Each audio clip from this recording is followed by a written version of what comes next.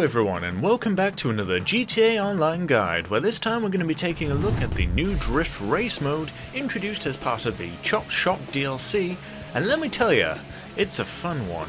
So there's two parts to this guide, there's the cars and the races. So as of the release of the DLC, the following cars can be fitted with a drift overhaul kind of thing. It's like a complete conversion, but it doesn't visually change the car at all. And it doesn't really explain that well what it actually does besides locking out a lot of upgrades that you can have on the car until you undo the upgrades. But the important thing is that with this upgrade applied to your car, you can use that car to take part in drift racing. Sorry Chromobile, you are really good at drifting, but I guess you're just not allowed. All around me are familiar faces, worn out places.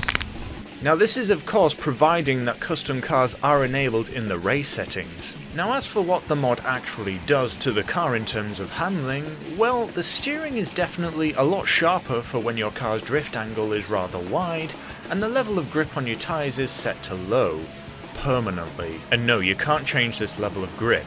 Technically I'm using bulletproof tyres right now, and this is my grip level. Yeah, probably not best to use the car in an actual race if you apply the drift mods. Oh, and worse off, you have to pay to undo the mod. Anyways, yeah, with the car fitted with the drift mod, you can do some pretty cool stuff with the car.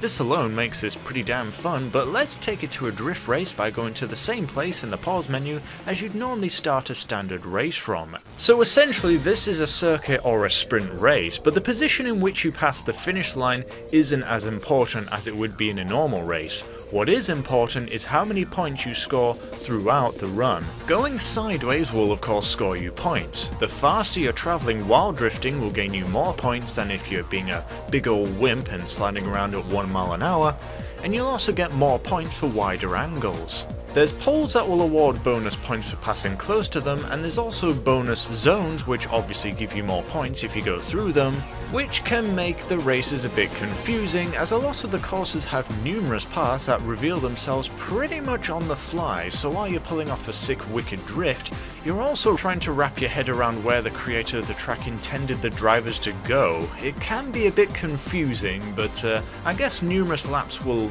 allow you to learn the course and you'll be able to pick up a line that fits you. Now as I said earlier, your position doesn't really matter that much. The only thing coming in first place grants you is bonus points, but if you aren't an absolute DK like me, then your first place position ain't gonna grant you shit, sucker! And that's pretty much it to drifting. I can't help but feel while this is very fun indeed, the game mode is going to die out really fast and there will be no one to play with unless you join some sort of Discord channel and set up group events. Another little nitpick I have is the amount of grip that you have in these cars. I know you're supposed to be sliding around and stuff, but I don't think cars are supposed to feel like they're on ice. I mean, to be fair, I wouldn't know, to be honest. I've never drifted a car in my real life, but looking at real life footage of drifting, the cars travel a lot faster, they take corners tighter, and they just seem to be a lot faster than what you can do in GTA. I don't know, that's just my thought, but that doesn't take away from the fact that this is very fun indeed, and may reignite my desire to drive cars in a competitive fashion in GTA Online,